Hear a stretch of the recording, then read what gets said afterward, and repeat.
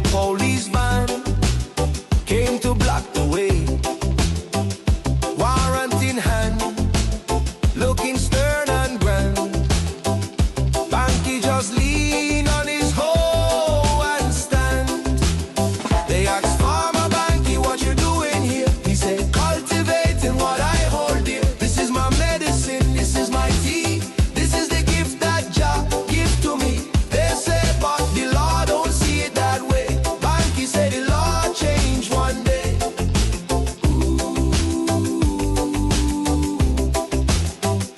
Down to the courthouse in the heat of the sun. Bankie tell the magistrate, work just begun. I grow for the elders, for the aches and pain. I grow for the young. And the global greetings. Welcome to another edition of the Topics here on Real Entertainment Network. It's another beautiful Tuesday evening here in the island known as Oli and Layamiga. Also want to say good evening to the folks throughout the rest of the entire Eastern Caribbean and morning, afternoon, or evening. One of these greetings may be applicable to you depending on where you may be geographically on the planet. So good evening, and want to say good evening to my co-host Shabazz Bankie King, and also to our special guest for this evening, Miss Kamilah Lawrence, and we're gonna get into a little bit of a full introduction in a little bit. But I want to take a little time out and say good evening to our major sponsors for this evening, Islander Water Sports and Nevis. Also want to say good evening to On the Rocks restaurant that's owned also by the good folks there at Islander Water Sports. So if you want to travel between St. Kitts and Nevis, moving from Reggae Beach to Oli, water taxi, Islander Water Sports are the folks for you to get in touch with. They do charters to the neighboring islands as well. If you want to go to Anguilla, St. Martin, Sabre Station, they can take care of your charters. If you have late night movements between the Federation, it might be 12 o'clock, it might be 1 o'clock, it might be 2 o'clock, you give them a call, and the good folks there at Islander Water Taxi will definitely organize a charter for you. And while you are waiting to get the ferries, or if you are waiting whether to get it or to get back over to St. Kitts, you can just chill out and enjoy the beautiful ambience looking over the St. Kitts on the Rocks restaurant, where you can get a lot of fresh seafood options and fresh burgers and a number of other, delicacies from the kitchen while you overlook. And there's a lovely bar there as well. So, for the folks who are interested in getting some refreshments while you wait for the seawater taxi, Islander Water Taxi Services, they're the folks for you to get in touch with.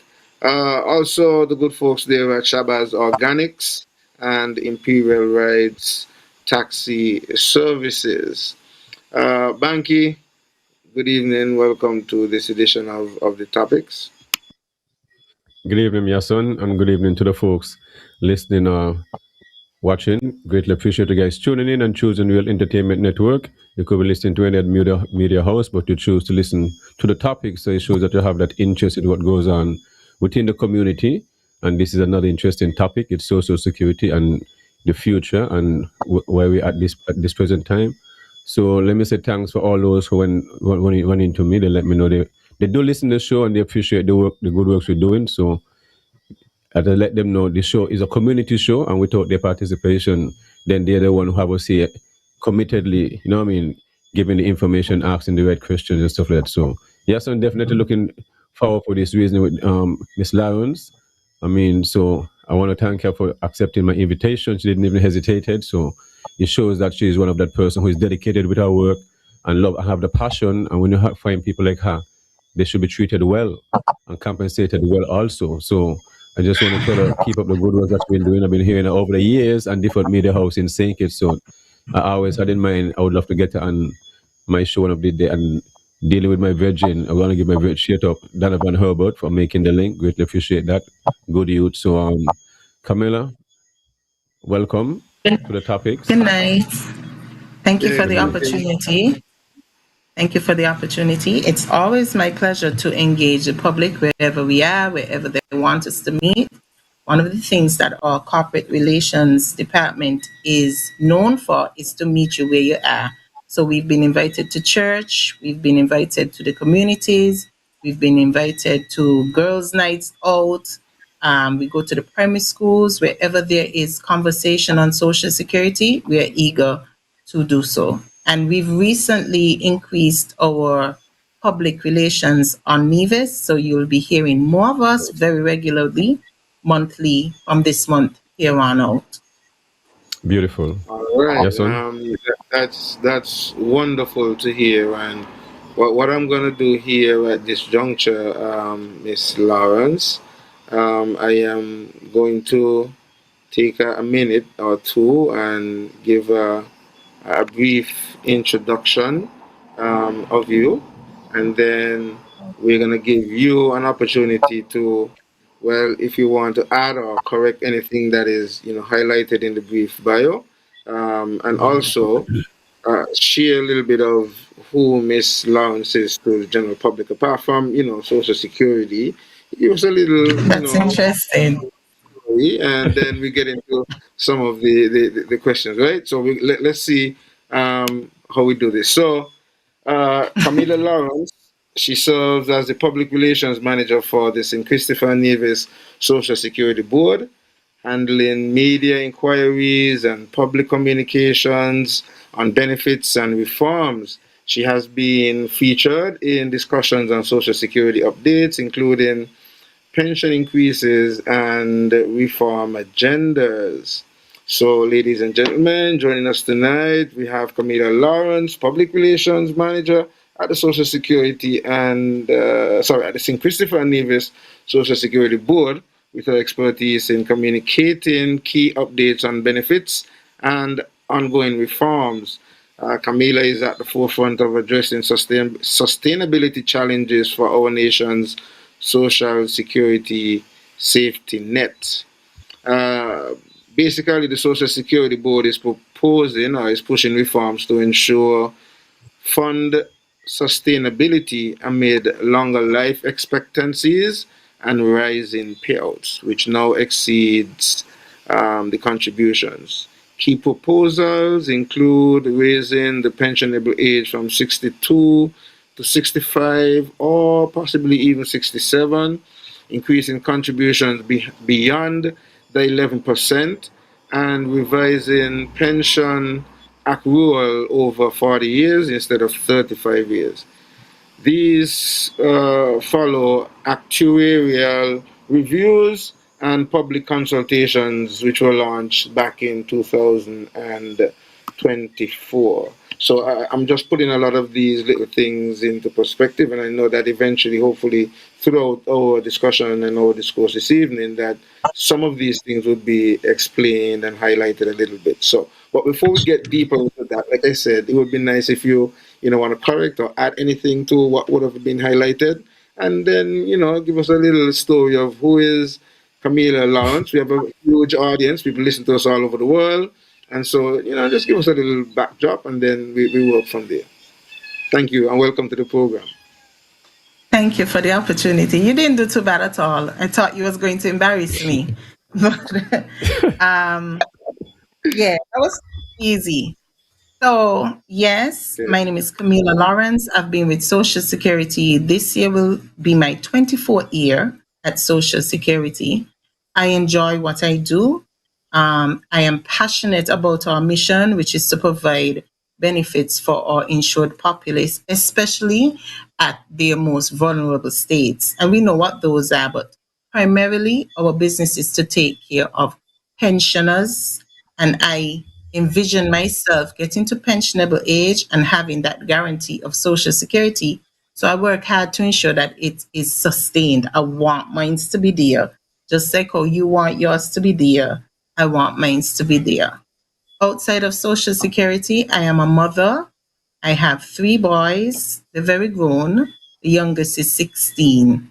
I'm also involved in entrepreneurial work. I am an advocate for women's empowerment. I work closely with young girls and mentors. One of the programs I'm particularly proud of is a exercise movement called Soca Fitness. It was born out of COVID, when we were bound at home and couldn't move.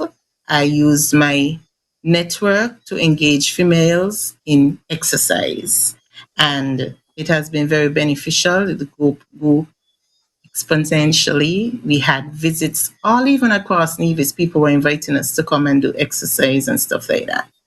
I enjoy travel, fashion, and spending time with my family. And most recently, I really do enjoy spending time with myself, connecting with nature and quieting my spirit. So I think I'm in the right space tonight. Yeah, of course, Wonderful, definitely. wonderful, and seemingly, we have learned a lot more about who Miss Lawrence is, and Camila is you know, fine. okay, Camila sorry, is fine. Kamilah, Mm-hmm. yes, who Kamilah is, and I like the fact that you mentioned that you're very passionate about what you do and you love what you do, and I guess that makes your task or anything, for anybody. If it's something that you really love, then you're gonna go above and beyond, and you're gonna always want to make sure that you do it to the best of your ability. And so, like Bankie would have mentioned earlier, that he would have over the years he heard you on different platforms as well, speaking on some of these issues. So I know that sometimes social security is not something that a lot of people talk about, because social security sometimes is like a topic that in our agricultural lingo and health and so on. There are things like people only pay attention to when they find themselves at that juncture, so to speak. So Yes. like when you tell people, okay, change your diet and eat more healthy things and eat ital, as we would say, rasta and so.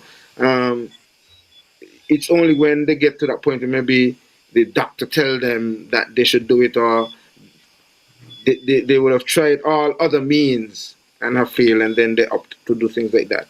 So social security sometimes fit into that kind of category, because it's something that when most people in their younger age, I guess they don't necessarily pay much attention to it. It's only when they get older, so to speak, then it becomes, that critical and that vital. So it is going to be interesting this evening hearing some of what you have to put into perspective, especially where the change of age for the pension is concerned. That I'm certain would people would want some clarity on. So what's what specific age increase is being proposed for the age pensions, and how was 62 determined originally? How was that determined originally, to put that into perspective? Okay, great question. And I like what you said also about Social Security not being a topic that people often gravitate to. And I like to joke and say that's why they put somebody like me, attractive, could speak, engaging, who could carry the message. So if you ain't listening, you're watching. And if you're watching, it's going into your psyche. I like to say also, it's not a sexy topic. It's not something that you're going to run to see what's happening next and so. But the truth is, the first place that people go to when a tragedy happens, Friday afternoon it happened, Monday morning before we get there, at 8:15, people are by our door. Or they will call us on our phones Friday evening, Saturday, whatever, seeking information. Our public relations program is quite expansive. You would have heard me say that we go to as early as primary schools. Currently, we are engaged in our primary school tour. So even on Nevis, from the 5th of May to the 26th, we'll be out in the primary schools, because we believe that basic introduction to our children is critical to the survival of our fund. understanding is the best gift you could give to anyone. So if you share information in a way, in small bits, even at their age, it will start a conversation.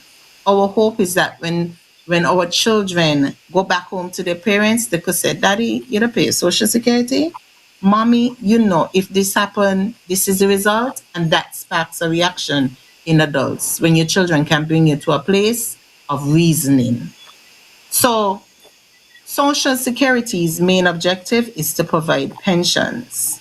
And before I get into the reform discussion, it's very important that we understand the genesis of where our Social Security fund came from. So in 1968, there was something called the National Provident Fund, which worked pretty much like a savings. So at age 60, you will get a lump sum, and that was it. Before 1968, there was something called the Sugar Workers Fund. So that served for another 10 years, but you could see by its name alone, it was exclusive only to persons in that category. So with the MPF, we realized some shortcomings. You got a lump sum at age 60, and within no time, the money was gone. And I'm sure we could all attest to when we get a little extra money. Something always happens. In my house, when I get a little extra money, my plumbing gone bad. So as soon as my house, I get something, I have to spend it out.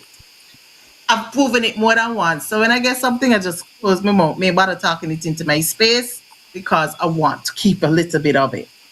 The reality is when we get money, we start to see things that need fixing or that we think need fixing. And so with little time, that pension or that lump sum was taken up, eaten up. I am told by some persons that the people held parties, like I think they used to call it the sugar water, goat water, or something like that. When they got a lump sum of money, they held parties and they lived lavishly, not thinking about the longevity of their life. And we found that to be inadequate. They had to go back to work. As a young girl, I can recall my grandmother being 70 with a bent back, like hump over, literally. My mother is 74 and challenging me to wear my high heels. She still is active, and we could look around. There are people that age who look good, they're conscious of their health, they exercise, they eat well, and they're living longer. So our Social Security Fund was built on some demographics which served that audience. So generally, Social Security systems work for a generation which is 30 years. After that 30 years, we need to go back and look at the demographics. And when I said demographics, I'm speaking about the construct of our society. Back then, our parents got 8, 4, 7, some families got 14 children. Now, our reality is a family is 2 children, 1 or none at all. Am I wrong? So our demographics are changing. You're silent, right? Then we had what we call an agrarian economy, meaning most persons were into agriculture, working in the fields and so on. Now we are having a growing informal sector, which means more people are taking up employment, not in the traditional workspace as in our office, but we can't find them. They're in the elusive space. We don't have a self-employed bill, so we could go over there and watch the self-employed and say, this is important for you to do. And the way of work is changing. So right there done give at least 3 reasons. We are living longer, we are having less children, and it is becoming even more difficult to manage the complexities of work for more than one reason. Now, what do you want to ask me questions? Stop me, comment. Sure. Y'all are very quiet. Well, you kind of preempted the follow-up question I had, because my follow-up question was Mhm. how do longer lifespan and demographic shift justify these changes, and what Okay. projections show fund depletion without reform? Okay. Just like that, if I give this short answer without any change, because we are realizing the demographic shift, ain't a secret. We all could look around and see the families are smaller, where before we had 8 pensioners to 1 contributor, we're seeing the reverse now. You're having less contributors and more pensioners. As a matter of fact, on record, we have over 8,700 pensioners monthly. For a small fund like ours, when I say not small fund in money, but as for a small community like ours, we have over 8,700 pensioners and a shrinking contributor base. We also have every month at least 50 new age pensioners. On the contrast, we don't have 50 new births. So you see the disparity. And we are collecting, yes, we're collecting a sizable amount, but in the same way as it comes in, it goes out. So the contribution rate of 5%, as we currently know it, cannot support what the cost of paying benefits are. So we collect 5%, but yes. I know you mentioned, you list a few of the stuff that causing the fund, I guess, to decrease and stuff like that. But living within the federation, the government tend to take loans from Social Security, so the public would have these issues and look at maybe, is this a contributor? Are these loans up to date? So is this affecting in any way? And that being said, how does that works? I'm glad you asked that. Big, large loans for building homes and stuff like that, and roads, and maybe give to hotels and all this different stuff. So how does these things work? Okay. No, this is how Social Security works. Contributions coming in, investment income coming in, and benefits paid out. So Social Security have over the years used certain instruments for investment opportunities. There's always this thing, the talk of Social Security lending monies to government, or government taking out monies from Social Security. That is not necessarily true. The government has applied for loans. Huh? Yes. Huh? No, you said necessarily. So which mean? No, you said necessarily, which mean you have some. I said this is not necessarily true. Yes. Meaning true, of course. that yes, they apply for loans, they pay their loans. Currently, we do not have any loans that are not properly serviced. Meaning all our creditors who are national entities, which would be, as you mentioned, for building houses and stuff like that. But while on this, I'm using this plug to say those of us who have mortgages or anything through funds that were lent from Social Security, this is an opportunity for you to make sure that our fund remains solid and you pay. Just in the same way that our creditors or those who borrow, which would be those government entities, are current with their loan payments. I'm going to be more explicit now. There was a big talk last year about development bank. See, I can be so explicit, we're going to talk real things. Not paying and not servicing their loans and being behind. They did have an issue, and that had been corrected. They were paying, but not up to the terms as they should. That has been rectified, and they are current and pay every month according to the terms that was set. So Social Security do not just lend monies to government and they don't pay. And so government would not be irresponsible to not pay back, because the truth is most of us, the only security that we have in age is the Social Security pension. A lot of us don't have any secondary income and so on. So we know that the Social Security fund has to be solid in order to keep a sustainable economy. There was a question. If you can answer the question, and then we can move forward. Like, how much loans currently is Social Security have out? Like, it could be a 300 million. I just have to because it's the people's money in a sense. So these are things they should know. and not be hidden. So how much money is owed at present when it comes to loans and stuff like that? Okay, I am not privy to say what the exact amount is, right? But Yes. what I can say Okay. is that we publish, because I don't work in finance. I'm a I got you. communicator. So I don't know Yes. the specifics of the number and No, cent. no, that's But what I fine. can That's assure fine. you is that Social Yes. Security publishes our financial statements on our Social Yes. Security site, www.socialsecurity.kn. If there are any questions or discrepancies, anything that you would like to raise from there, you know, to reach me, the public may reach us at Yes. I publicinfo. would like to send out the information, a request to get the chair, whoever is the chair of the board. That would be a good invite to have discussion like this. But continue. Okay. Yes. Yes. So that data that you're asking about, a specific amount, I don't have. I like to be very transparent, because at the end of the day, we are the safety. We uphold the safety net of stability. That's the truth. If your Social Security is unstable, we will have a significant problem.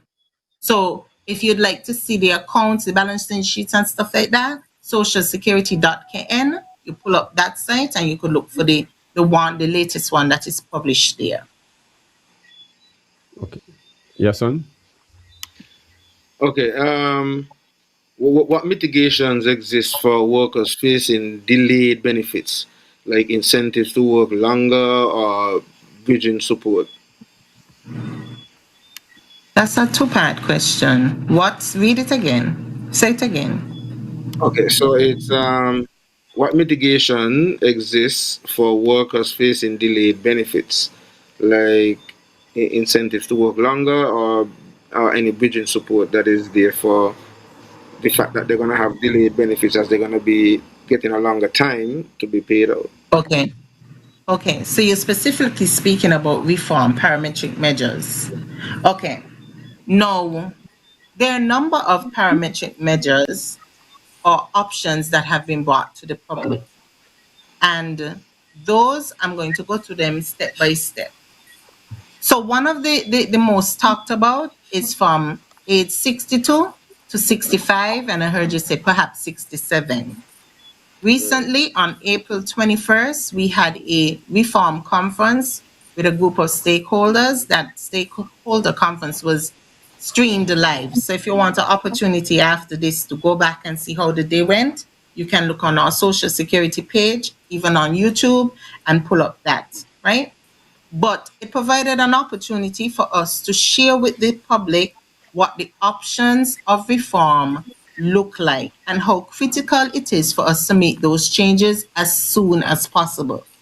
As soon as possible. Because we have been having this talk with the public since about 2004. 2004. In 2024, however, the conversation was intensified where we shared what the actuary had been saying and some of the measures to safeguard the fund. If we do not do nothing, if we stand still, in about 15 years, our Social Security fund would be depleted. That's just now, that's tomorrow. If we do absolutely nothing, that would be the option that we have.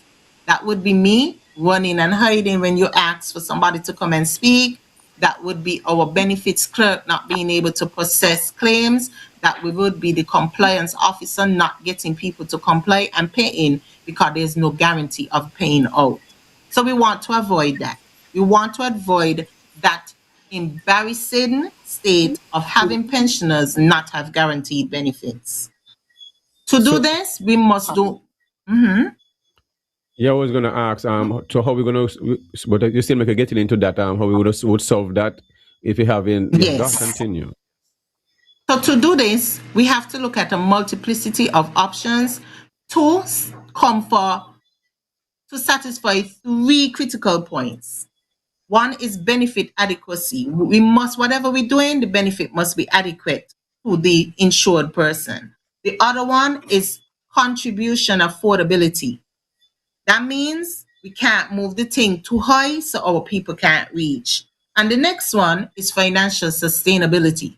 So it's like you have 3 balls in your hand juggling and you can't drop none at all. This is not no light work. Matter of fact, I take it personal. This is legacy work based on what our forefathers put in place for us when they started in 1978 to now. So to do this balancing act, we have to do more than one thing. We have to increase the contribution, increase the age, look at our investment portfolio, look at our benefit structure and formulas in order to ensure that we can keep the promise to pay people their benefits. Just like how it was kept from 1978 to current, the current administrators, meaning government, the practitioners, us who work in there, have to ensure that we put the measures in place with the support of cabinet to inform or to implement these changes. So we have to look at more than one thing. Okay. The simplest. Okay, you want to go? Tell me. Yeah. Yes. So when how was the consultation and how it was received from the general public? And then who have the cabinet? So cabinet have the last say, because if there was a vote, if this have to come to the people, because if someone is planning to retire and then to hear something like this, it's very shocking. Because 15 years is around the corner. You see what I mean? Yes. That is basically. I might just basically, if I start to collect, I mightn't get. You see what I mean? So but this is very scary. This is very scary. You for those who are listening, because you don't want to hear Social Security is running out, and this. But is the truth what is saying here. Yes, it's not running out. It is preparation. I can recall when I started working at Social Security, I used to wear size 2 clothes. I cannot fit in a size 2 now. That's the structure of life. It's the growth cycle. You grow up.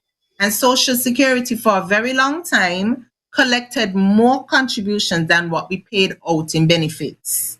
But now we are at a mature state where far more people are getting to pensionable age and living longer. So if we don't make the injection to recalibrate, look at the whole thing again, we're going to be in a terrible state. And it's nothing about mismanagement or anybody taking any monies. It is a cycle of how life is or how Social Security systems is. And it's not unique to St. Kitts and Nevis alone. Around the region. So how is the general public receiving it? I'm going to tell you. Around the region, reform measures have been put in place by all the OECS countries ahead of ours. Right? So they too are experiencing growing pains. How is the public receiving it? This conversation has been had for a number of years. I'm sure this is not the first time you've heard of Social Security reform. And when we've met with very young people, we've met with the church, we've met with different stakeholder groups, we've invited the public out. I came to Nevis last year, maybe 8 people showed up. I'm on air. I was recently on Von Radio. And the general consensus is, yes, we know that this is important. Yes, we understand that this has to happen. But yes, I am scared. How will this affect me? How does it look? What do you mean? They're going to have to work from 62 up to 67? Is there a penalty for me if I stop? All of these are important questions. But the general consensus is, okay, oil, we know we have to do it. Just tell me how I'll be able to live with the change. That's what we've gotten. If you have something different, share with me. Yes, let me take a 10-second pause for your folks who watching. Can click the thumbs up button, and then we come back. Let me Kamilah a chance to take a little break, and then we come back with some questions. Just the thumbs up button, 10 seconds, and we're good. Yeah, that is something that I didn't get to mention, because Kamilah, we do have a wide listening audience, and our platform pages are very active usually. So we have a lot of folks who make comments. So there's going to be a lot of questions and comments on the page and so on. In the comments, and then we get back to the question then. We are also streaming simultaneously on Facebook, YouTube, and Twitch TV.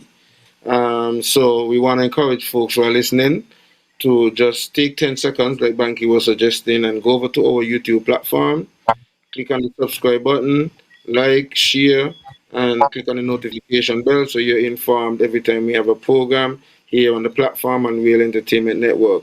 We're not asking for any money, but your little subscription, like, and notification will go a very long way for us.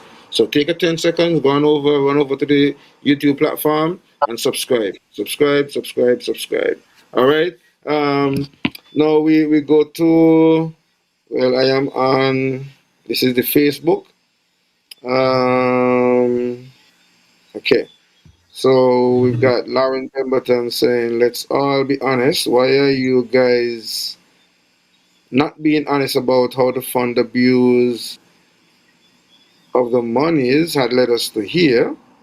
Bad debt is a huge factor in why the fund is struggling right now. But I think some of these questions were answered earlier by Kamilah in the sense of the fact that whatever money that was spent or is owed, whoever the creditors Yes. are, they are aligned and they are paying and they are up to date with whatever payments that according to what you would have just said. But I'm going to continue with some of the comments. And you guys taking up Social Security money to make contributions to government entities, but you are donating vehicles, etc. Um, so that these are comments that the public are making as well. Okay, so there's another question here from Alan Powell. It says, so both governments up to date on their payments? So I guess you mean whether it's the federal and the NIA, and was there a restructuring? That those are two questions that are being asked. Lauren Pemberton continues. The other drain on Social Security is the egregious sick leave policy. I would like to know what the 65% you pay out on sick leave is costing the fund on a yearly basis. Um, Cheech Warner says, good talk, just need boosting correctly. It can work out. Original lyrics, greetings, brethren, tuning in from North Carolina. Lawit Wharton says, Yes, good sorry. evening, Greetings to you. all the way in the UK. So, like we were Good saying, evening. Camilla, we do have people from all over the world listening and logged in. And so, you know, we when we ask you to give you a little intro, it's because, you know, we want most of the people who are listening get a little backdrop still of who we are speaking with. So that's on the Facebook side of things. On the YouTube side of things, we have Loyalty for Life says this conversation should be very interesting. Oliver Libert says, hi, good night, Yahsonn and Bankie. Also, Good Lawrence, evening. Miss Talker, she can talk. Danny Herb says, greetings, another big guest. Really looking forward to the interaction and unique perspectives only Real Entertainment Network can bring. Thank you, guys. Pedro Gemma Yes, sorry. says, Yes, sorry. greetings, guys. Hearing a call for immigration. Loyalty for SKN says, question, why does it seem as though we are being punished for those elite entities whom are allowed to borrow our monies from Social Security to fund their personal projects that haven't been repaid? Thank you, Bankie. Thank you. Okay, Pedro Jamat says investments and government borrowing it. Pedro Jamat says because they are called honorable doesn't mean that they would act ethically. Okay, age, raise, two more contributions to the immigration. Okay. Travel bomb 23. I want to know if you guys did an assessment of how the sick leave payments affect the fund viability. So that's another person on that same question. So the population is higher. And Travel Bomb says she's paid to say the fund didn't end up here from abuse. They will never admit that bad management contributed to this juncture. Absolutely, you're correct. She's been paid and tutored as to what to say here to us, but we know better. Okay, from 62 to 65 is a raise in contributions. The workforce is low. How will that be solved? And last comments we have here so far. Mighty servant, I've had conversation in the past with employees of the NIA who stated that they had issues receiving their SS, the Social Security claims. Is there any truth to this now or in the past? What is there in place for contributors who have made their 500 contributions but never claimed Social Security benefits? I know that that has been a lot to swallow, and I guess a lot of things for probably to remember. But I was just trying to at least go through some of the comments, and if you do remember any that stuck out that you wanna respond to, and or if you're seeing the comments and there's anything that stuck out that you wanna respond to, we're gonna yield the microphone to you again, Kamilah, so you can respond to any of the comments or And questions. once you finish, I have a question also. Okay. Okay, I'm Go just going to ahead. make one general statement, right? Yes. We can only get through the assumptions and the distrust and the misconceptions through transparency, through education, providing people the information that they need to make an informed decision as to the realities of Social Security. I'm not here to preach. I'm here to present the Yes. facts as they are and to provide our insured citizens with the necessary information they need to know where the fund is. The fund is not in any dire state. Tomorrow we can't pay benefits. 5 years from now we can't pay benefits. But the reality is, within a certain number of years, 15 years, we will be at that state if we do not do anything to effective change. If something can only serve, if a bottle can only hold in 16 ounce, it can only hold in 16 ounce. It's either we're going to make a second 16 ounce bottle to serve the capacity that is needed now, or are you going to just continue to look in an empty bottle and say nothing is there? It would be irresponsible for anybody, for any administration across any political color to let the Social Security Fund fail. The Social Security Fund is built on the backs of hard-working citizens, regardless of where we come from, what we believe in, our different faiths, our personalities, anything. When someone is sick, the place they come to and know they're going to get a benefit is Social Security. When someone reaches a pensionable age, they have no, if it's one thing, the pensioners love us bad. But they're confident that they're going to get their pension every month, right? Investments is a part of our Social Security Fund. If I am here to say that we've never made a bad investment, it would be a lie. We've all done things and not gotten the return that we expected, right? And so that will be no different from any other financial institution. But to think that our Social Security Fund is irresponsibly run and mismanaged, it is not so. We provide the information, and I can assert that if we do more to share every nitty gritty, we will still have those people who are skeptical, right? Our mission is to ensure that the majority of our insured persons, and I want to say all our insured persons, know that this is critical to the survival of the fund. Reform is not new to St. Kitts and Nevis. We are the last in the OECS to make any change from when we set out something in 1978. Which one of us have a pair of shoes that could fit us from when we born till now? None. Which one of us body could flex and bend over the same way we did when we born? None. See Mr. Bankie Yeah, King man. Gagwe Yeah, man. here? Yeah, man. May had none. I starting to see now. Yeah, Santa Farai full grey. You understand? Our bodies change, and so that's the reality Yes. of life. The Social Security It's a Fund it's a has ticklish changed. subject. a ticklish subject, and have a lot of hear different opinion and feedback and stuff like that. What are some of the other options before you all chose the raising the age and stuff like that? What were some of the other options you all had on the table? To sit about this, I mean, I have to have the vast discussion. There were other options. What were the other options, if any? Those are the options in a parametric reform. These are not the only things that we will do, but these are the ones that will give the most value for what we're able to do. The increases, when you hear them, you could gasp and say, oh my God, 62 to 65, 62 to 67, but that is not how it will be implemented. So somebody who is 61 this year, let's say we start in next year, and I want to say we start next year.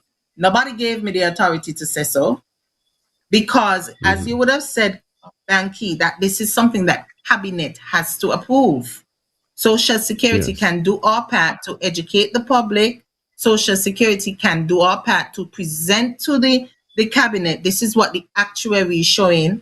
A matter of fact, the actuary was one of the presenters here on April 21st when we had this public engagement. He's not from St. Kitts, Nevis, so he don't have a horse in the race, right? He's not unique to St. Kitts and Nevis. Also, he's looking across the region to see, oh, these are the trends to show. Okay, all across all the Caribbean islands, people getting less children. This is happening. This is worldwide. If you follow the news, France, when they said they was going to do it, they had a protest. People were fighting and so on, right? Because there was no discussion in France. France just get up and say, from tomorrow, this is what it is. Yes, but I know you mentioned, I know you mentioned these are the first, the most important. But I don't think you mentioned what are the other. Even this one of the other options that there's few things you say you're going to put in place, but not these two. You mentioned, but you still these two is the one where everybody. Yes. So which are the next option? That's what I'm asking. Yes. Yes. So apart from I wanted to explain how we are going to get there. So with the two that everybody is concerned about, right? So currently our contribution rate is 5%. The proposal is to get to 8%, but it's not going to be 5% December 31st and then come January is 8%. It is likely to be 1 or maybe 0.5% added on, and then in a year time again another 0.5 or 1%. Remember, these proposals are not yet concrete. Cabinet has not passed anything. So whatever change we will make will be incremental. So you're not going to get a shock and drop out your clothes and get a heart attack and, oh my God, this is unsustainable, or I'm not able to do this, right? So it's going to be incremental from 5 to 8% over the years. The employer also has to match that. So the employer also has to make some contributions, increased contributions. The age pension. I'm not sure. Maybe I'm not sure. It might be silly. Something maybe very funny. Suppose we say those who making over 15,000 pay more than them, and them who making minimum wage and stuff like that remain the same. So you really put in a certain bracket who push more into that, because you still wanna, because the cost of living is really rising and stuff like that. Because is the poor man really gonna feel this squeeze, really, right? So I'm just looking at options. I'm not sure what you all, that's what I ask some of the option. If you're looking at charging and not charging a certain brackets and increasing more, which those who have more should be glad to pay. God, but they might still complain too and say, I'm in money too. So it still look mystic, but I'm just saying that. Okay. Hold that thought, right? So we had the contribution from 5 to 8. Then you have the age pension from 62 up to 67, possibly. Again, it will be tiered. So it might go to 63, stay there for a year or two, then 64, stay there for a year or two, until you get right up to the age that we're looking to get to, right? Of course, we hear the calling there, but I soon 62, so that means I have to stay 3 more years off, 5 more years. or in some cases, just one additional year. Remember, you're going to go from 62 to 63, right? We all have to make sacrifices for it to work. About what you asked also, about if we considered looking at the higher earners to make them pay more social security and stuff like that. The way our system is designed, we have a wage ceiling. So even if you make 50,000, social security is capped, contributions is capped at $6,500.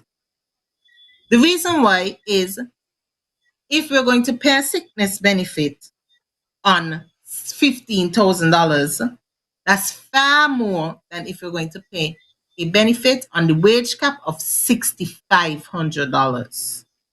So even though they're contributing more, because remember, if they're making 15,000 and they're putting in 6%, that's a small figure as compared to when they make a sickness claim and pay out at 65%. So you see the balancing act coming again? They're making more. Yeah, but when they're sick, you're not be getting the big money there because they're not getting the big money there. That's what I'm saying, because they're at a bracket. Where's the well, equity in that? Because who make more should contribute more to the society to help the poor. That's the rule, to feed the needy, and that's the reality we should be in a moral state. So I'm just saying, we got to figure out this. So in a moral, that's the way you're gonna see in our yes, it's not moral. And the truth, right? No, me saying it's not moral. Yes. The truth is, we may think that we have a lot of high earners, but our data shows that we only have 10% of the working population or the people making contributions that are contributing on rates higher than $6,500. So we have a very big middle, right? And very small, just 10% on the higher earners. So it doesn't pan out in terms of the equity and what it will do to the fund to run it like that. In addition to the age going up and the minimum wage, we looked at something called the retirement benefit. As it is, if you get to age 62, you can still work and get your full pension. The proposal is to change to a retirement benefit. So it's either your pension will be delayed until you quit working fully or based on what your pension would be. So let's say if you're working and your income is higher than what your pension would be, it would be delayed until you stop working and then your pension kicks in. And we see this has been implemented in other Caribbean islands as well. Like I think in Grenada, you cannot get your pension until you cease working 100%. In other countries, they have a hybrid. So you may get half of your pension plus your salary until you stop working. One of the question is, what about when my wife is pregnant and Yahsonn wife is pregnant and she get her maternity leave? So how come you can't get a month same way? I get a month. Why a week? We don't understand that. That's not equal. A week? How much we get? 5 days? How much it is? Men don't get social security. We don't offer a paternity benefit. So how much we supposed to get if you're married?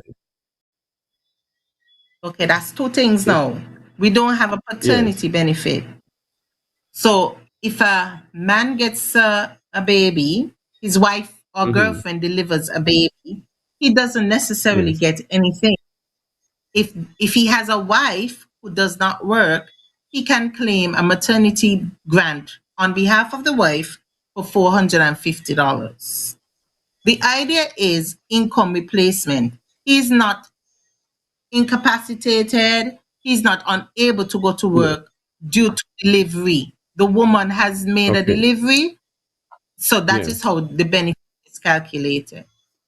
So what about time off from work for the man? Now that would paternity benefits. See somebody here know about it. Paternity Travel Bum says paternity benefit is usually paid by your employer. So some employers have a paternity benefit as part as their staff benefit package. Some employers get 8 weeks. I think it's Flo offers a male 8 weeks to be home with their baby. Another company offers 4 weeks. Some companies don't. I think government offers 10 days. So different companies have different things, but it is not currently offered by Social Security. Okay. All right. Yahsonn, Um, are you getting some of the so, comments? Get up some of the comments.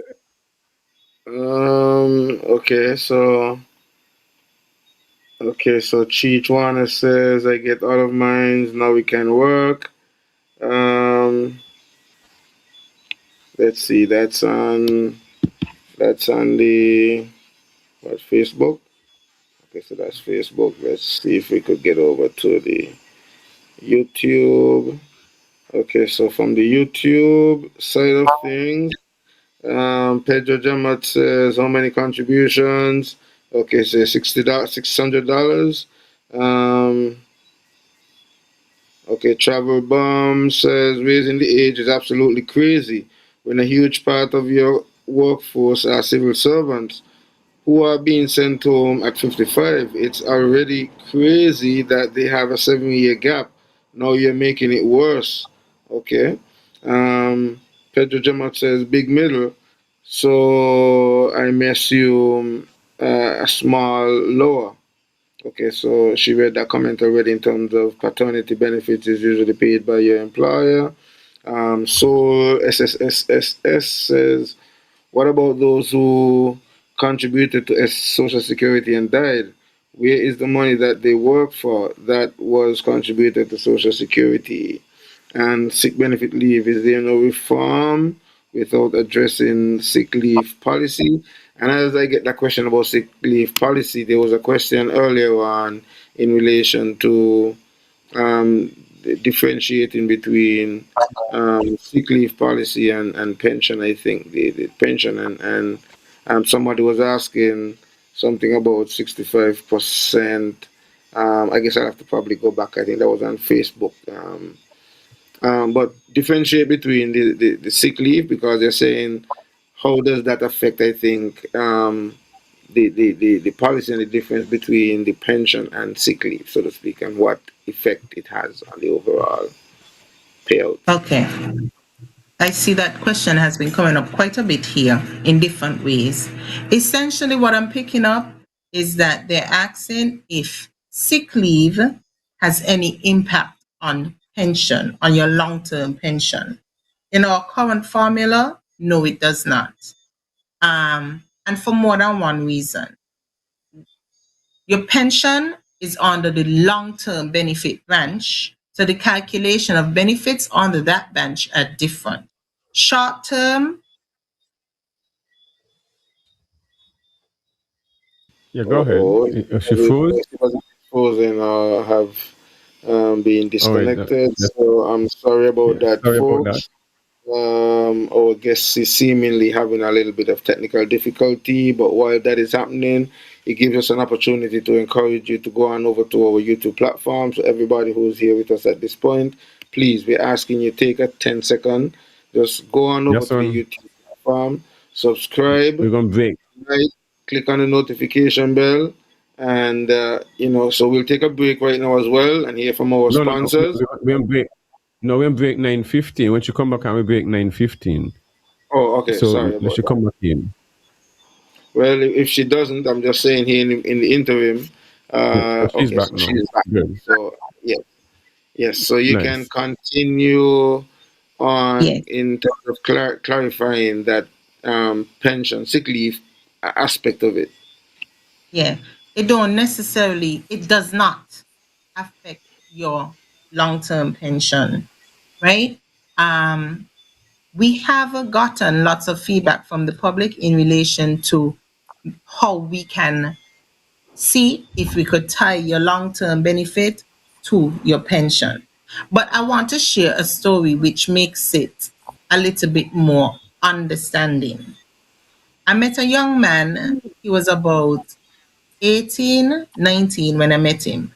Just started to work and he got into an accident and he became paralyzed, right?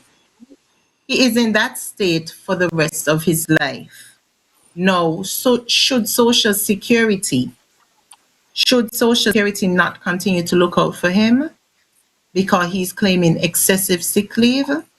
None of us know what our situation will be. I would dare say that there's some persons who do take advantage of Social Security via a sick leave, right? And they can't just get a sick leave off their own. There must be a doctor that certifies that leave. So we at Social Security cannot just look at somebody's claim and say, oh, that person is trying to fool this in.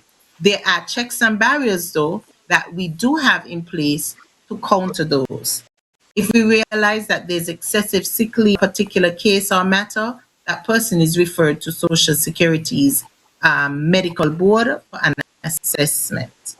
So and to assure the public also that sick leave is one of the smallest benefits that is claimed from Social Security. It might look like, oh, this person has sick leave, that person has sick leave, but the biggest pension, the biggest benefit at Social Security is the pension. Pensions account for over 80% of monthly bill, of our monthly benefit expenditure. Sickness is about 6%. So you see the disparity there. People are living longer. So what are those numbers like? What are those numbers like a month time for pension? The numbers, like a couple millions. What are they like? What are they like? They can hear it. For last year, we paid out 123 million in pensions, right? And our collections was not that. Our collection last year was 119 million. So that's almost over 10 million a year, a month, So something like that. the wage bill is quite high for pensioners, yes, and growing because people qualify for their pensions. I see a person making the distinction saying paralyzed is not sick leave. That is true. But on the same breath, none of us know when we're going to get sick. There are people who are genuinely sick, no fault of theirs, month in, month out. It may be a period of sickness for 6 months. After that, it is no longer called sickness. It is now called invalidity. So you can have a period of sickness for no longer than 6 months. Excessive sick leave, as we are coining it here by the public, currently does not impact your long-term benefit.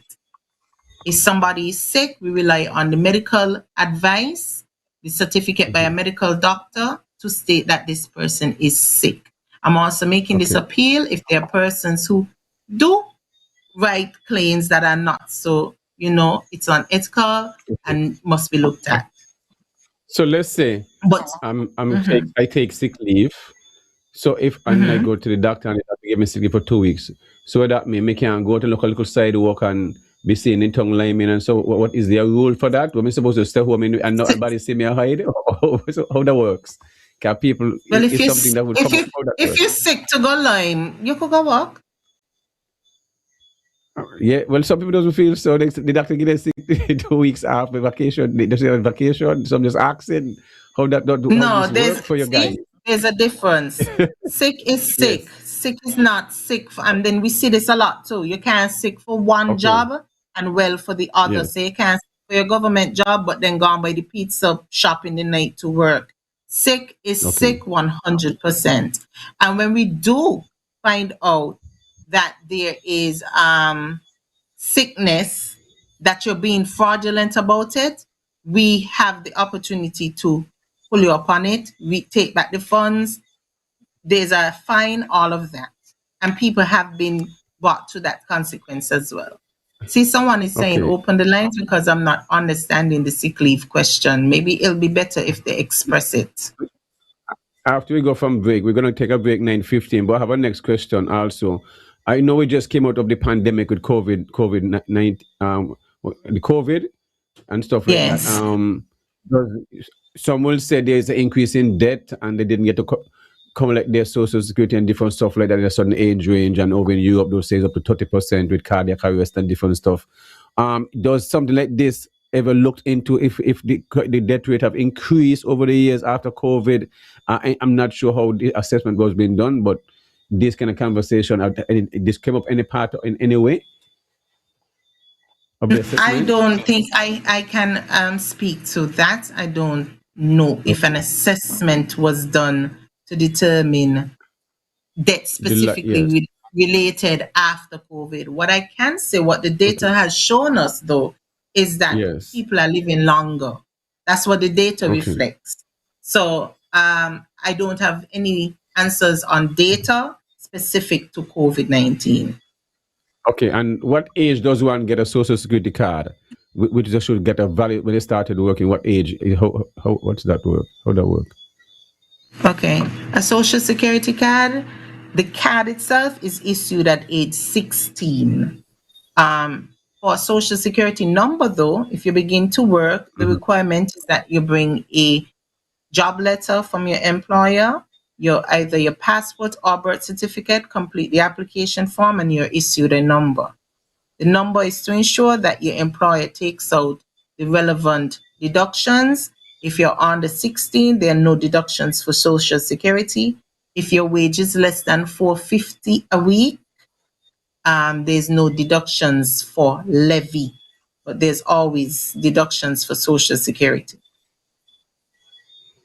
So that's for the housing levy? Yes. Okay. If you're under 16, go ahead, yes, sir. I guess we can. Okay, this time is yes. I guess we can take the break and we can take the break and come back, and then we open the lines when we come back. Technician. At Shabazz Organics, we believe real people deserve real food. So we're bringing you to Mansa's Last Stop, a farm where food barriers are removed and legacy is sustained. We believe there's power in picking, so we allow you to decide what leaves the farm and enters your kitchen organically. Beat the summer heat. Come and get your carambola, star fruit, make very nice drink. Come pick them yourself. All the trees them full of vitamin C, antioxidant, build up your immune system. Man's Last Stop. A whole shopping bag for only $10. Half a shopping bag you pay $5. If you get $2, you must get some. Come get your carambola. Don't want to go wait. Let's go, people. When comfort, class, and reliability matter, choose the ride that delivers more. Imperial Rides Transportation Services, where every journey is treated like royalty. From airport transfers, private events, shopping trips, island tours, and executive travel, Imperial Rides moves you in style, clean, comfortable, on time, every time. Book your premium taxi or tour service today. Call or WhatsApp 869-665-8459 or email elandflavas@gmail.com. Imperial Rides Transportation Services. Your journey, our priority.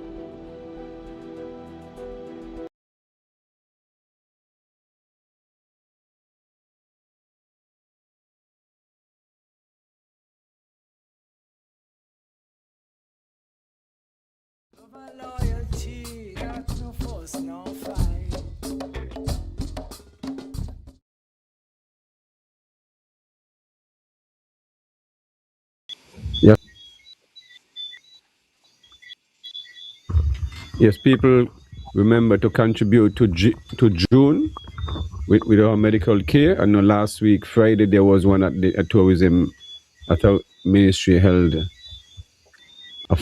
over at the Heritage Village, which was really, really good. So I want to say thank all those who came out and supported that event. I want to big up Ginger. I want to say her cooking was well done. The family love her cooking and stuff like that. So big up Ginger and her cooking. Support Ginger over there in Newcastle. So I want to thank all those who are making the contribution to June and her family when it comes to getting her health in order. June, stay strong.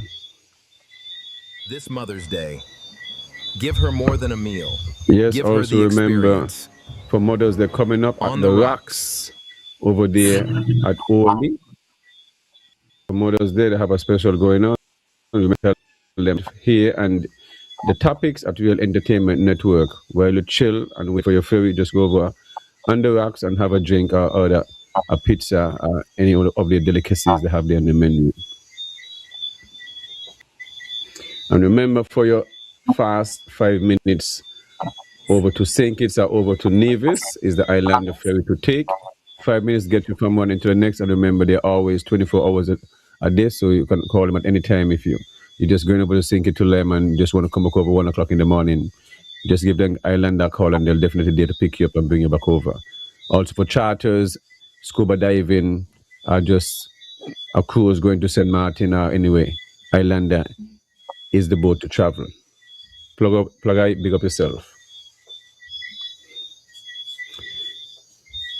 Yes, Yes, and and we we're are back. back. And the lines are Yeah. open. Go ahead, Yahsonn. No problem. We're just saying we're in with part 2, and as you're about to say, the lines will be open, so you can give us a call at 1-869-662-7196. That's 1-869-662-7196. That's the number to call if you want to make your contribution to the program. I want to say thanks to all those who have been Have a call participating. here coming in. Yahsonn, have a call Yes, coming in. Let me take this participating call. you all. Caller, good evening and welcome to the. Good evening. I wanted to ask Miss Lawrence to revisit the sick leave issue. And so my question is, one is a question and the other is a commentary as an employer. First, I would like to know what the fund, the sick leave policy, the payouts that you have on the sick leave policy, how does that affect the fund's viability, right? Because you call the fund, you call it a pension fund, but yet that same fund also pays out a sick leave policy. So that's like, how does that affect the financial viability of the fund? The second part is, when I missed the stakeholder meeting, I wanted to know if you did address the sick leave policy, because currently as an employer, how I see it is that the fact that the policy is almost unlimited. For instance, an employee can go doctor's note every quarter and get 5 days off, and the Social Security, is paying out 65% of the person's salary, right? Where it's almost like there's no cap on how much sick leave the person can do. So as an employer, it's just egregious. Where I think that as you're looking at redoing the fund, and as an employer, I have no problem if we understand that. I hear all the things you're saying about things have changed, lower population, lower contributions.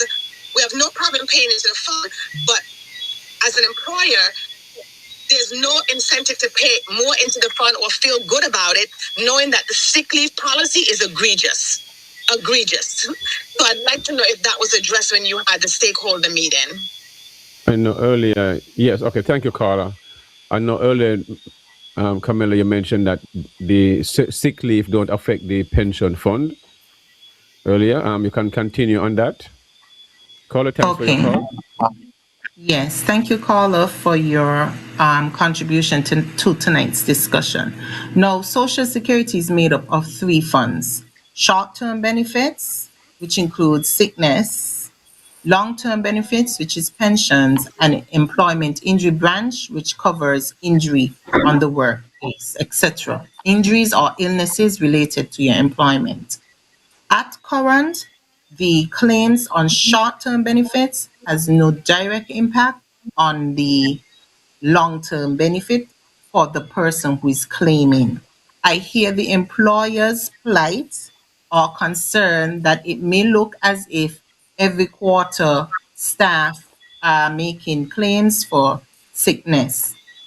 If a doctor certifies an insured person as sick, Social Security relies on the competence and ethical oath of that doctor, sworn by his profession, to assess someone as being ill.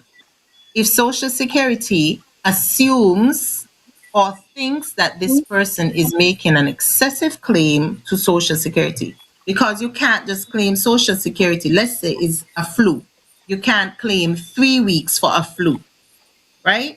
There's a set period that the flu is expected, unless there's a particular strain that says this will be a 3-week period flu or something like that.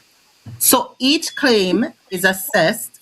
If it is excessive or red flagged by Social Security, a medical review follows that for that individual person.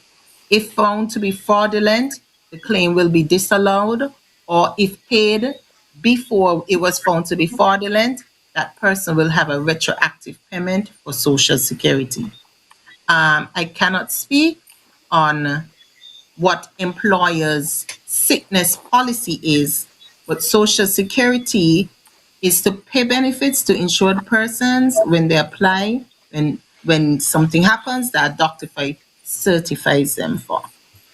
I take the comment, and of course, as we're still in the discussion or consultative phase, I will take it back. I want us to consider also the flip side. What if this person is genuinely sick? Do we penalize them? No, so that when they make a future claim, they don't have access to their benefits? We have to think about. So it's not easy to say, we understand that there may be evidence that points to something else, but we also have to be mindful of what the Social Security Fund is for. I take this opportunity to make a plea to those of us who may be making fraudulent claims to Social Security to assess yourself. If you have to make a claim and lie to say that you're ill when you're not, and to have someone corroborate that lie, there should be something within you to look differently towards that. That's all I can speak on this matter at this time. I want to correct something I said. The minimum wage is no longer $450; it's $500. And Right. and yes, I apologize. And levy deducted until the person passed $520.01.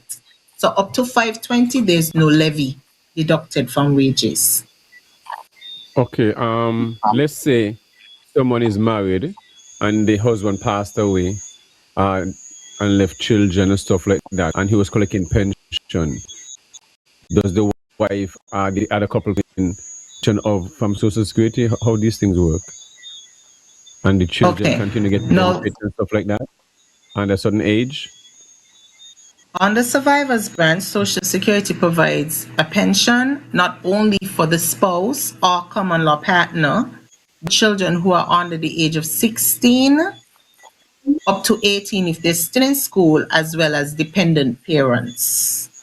So if you are the main provider for your parents, your wife, your girlfriend, you live together, and the children, Social Security will pay those benefits.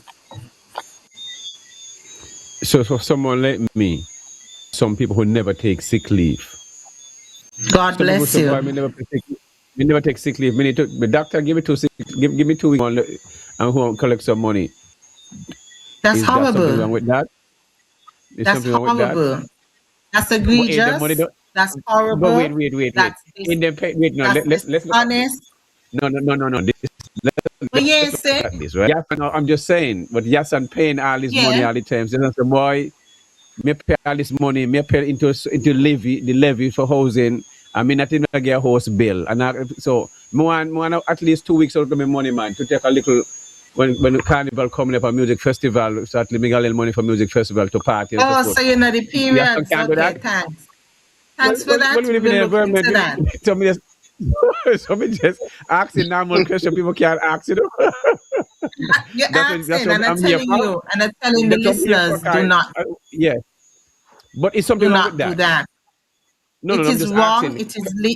It is illegal. It is unethical. You're not sick. Yes. Sickness benefit is to replace income. No, I'm saying they're not sick, but they want to a little money because they never paid and they've been paying for over 20, 30 years. Let me take this call that's first. good. Just make it a little. Caller, good evening. Welcome. Yes, it's Lawrence. I have to call back in because I think you're misunderstanding the point. I'm not so much focused on the fraudulency of people's claims or whether someone is legitimately sick or not, right? Yes. I'm talking about, like, I spent a lot of time doing a lot of research, just like you guys have, and there's almost nowhere in the world that allows such an unlimited sick leave policy. For example, here's a You're breaking up, Carla. You're breaking up. You're breaking up. Here's a reform that I'd like to recommend. Each company must give an employee five. Caller, you're breaking up. You want to call back? Hello? You're not coming in clear. Can you call back? You're breaking up. I'll change your location. Okay, I will try. Thank you. Sorry. Yes, you're breaking up badly. I want to hear you clearly. Let the caller kind of call back and shift position. Where you was first when you called in, that was very good. So just go back and then you want to get in your question. Go ahead, Kamilah. The caller wrote it as well. She was saying that there's no place on earth where persons can take as much sick leave as they do in St. Kitts, Nevis, and that there should be a cap after 5 days, etc. Currently, I heard the point. I promised to do the necessary feedback to take back the point. Currently, there is no such cap as it relates to a period of illness. If I have a broken hand, I don't know how well I'll be within 5 days. If I have a flu, I can understand if a claim goes beyond that social needs to be looking at that. But again, the purpose of Social Security is to provide equity for all the stakeholders. It should be fair. It should be a system where we pull together to help to take care of each other, and it should be universal. No one should be left out. So considering all that, Social Security tries as best as possible to ensure that the system remains fair for all involved. I know, Travel Bomb, it's not an issue about fraud. You're talking about the excessive claims and the long periods. Yes. I've noted it. Yes. Yahsonn, I'll come there. Let me ask this simple question. You mentioned earlier, I know Social Security can to give large loans. So can Yahsonn myself come and get a $500,000 loan for a farm? Anyone to build a house or anything like that? Can the general public get a loan from Social Security? Does you all offer those? No. Currently, our portfolio does not allow loans to individual stakeholders. And I could think of a reason why too. Because in the discussion, you're hearing people saying, it's my money, I want it now, give me mines now, and stuff like that. So we are not a financial company. We are not a mortgager. However, though, when we make investment, it is as a partner to ensure economic continuity and stuff like that. So we do lend monies, but as an investment towards houses. But we have to invest in the farm. That's a big investment. Yes, so probably, and that's a really good thing. So there's opportunity for agriculture industry. Correct. Yes. And I'm not opposed to there are opportunities for private, public partnerships, some PPP arrangements, and as we widen our investment portfolio, because we were very limited in what we could do, but as we move towards reform, we have to consider all these things. Food security is optimal. It's important. So Social Security is not opposed. Come together and go through your bank or something and then have a proposal. It may not be immediate. Me come to Social Security to get the millions I got down there and then the government to build houses. But you just say you're going to fall out. You just tell me the money going to run out. No, I'm just saying. I'm just talking hypothetically. Now I don't know. I'm just speaking hypothetically. I'm not being. I'm just how I speak. I know. I'm just teasing as well. Teasing as well. But as we move towards reform, there are going to be opportunities for public-private partnerships. How they are formed, how they are formulated, would take some more discussion, of course. But nothing. I mean, if it's for our food security, I'm sure that there's a way that things can be Okay, considered. the caller is calling back. The caller is calling back. Let me get the caller in. Caller, good evening. Hi, I'm back. Yes. Back on my sick leave question. Uh-huh. So back to my original question to Kamilah. Was the sick leave policy discussed when they had the stakeholder meeting? You understand the line? Specifically, we did not discuss a particular benefit.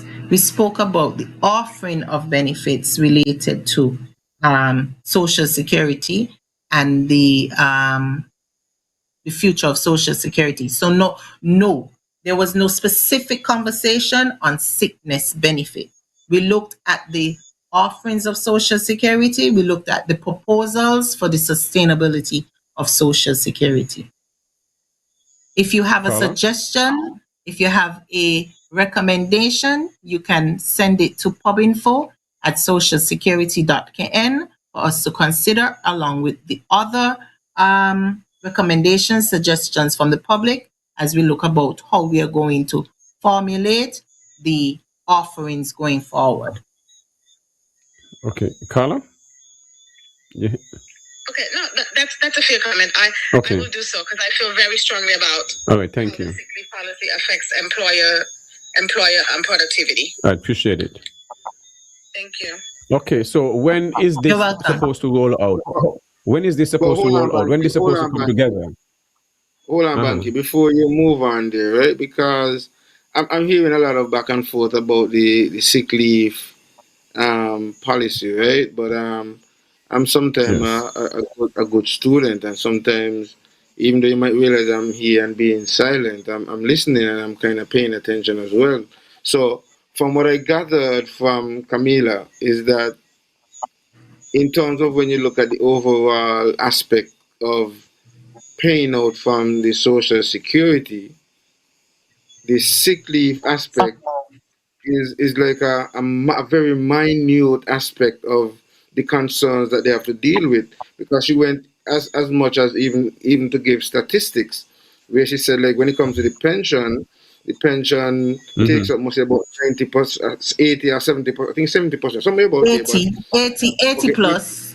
And the sick leave benefits only accumulate to about 6% of the overall payout.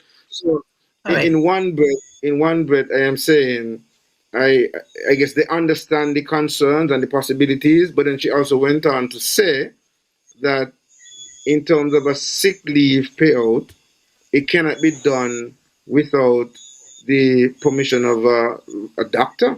So a doctor would have to give that, you know what I mean? So then if they are to ignore the claimant, you know what I mean, then that means they're disrespecting the doctor, saying that the doctor is incredible. So that is why then, if they have some questions, then they say they have a medical board, which they take it to and seek to address it. But however, I guess from their perspective, based on what I gathered from her, it's not necessarily a major concern, because it's a small fraction of what they have to pay out. But I guess now from the and I don't want us to point it. I don't want us to point it as it's not a major concern, because we understand as employers how difficult it is. I'm sure some of us have but we are employers. That's the part that I was going to get to. Because what I was saying about the Senate is that because what the caller's concern was from the employer's perspective. Employer, yes. So maybe yes, there might be some needs for concerns on that side. But I just wanted to clear up that other point that I gathered from you, that from the Social Security perspective, that it is not so much let me not say not a major concern, but it doesn't take up as much of the money, funds, the bill, right, that are being paid out. Right. So, Bankie, you could go back to what you were asking and saying. I just kind of wanted to help to clarify. Thank you for that. I appreciate that. From the back of the class. Yeah, you're right there.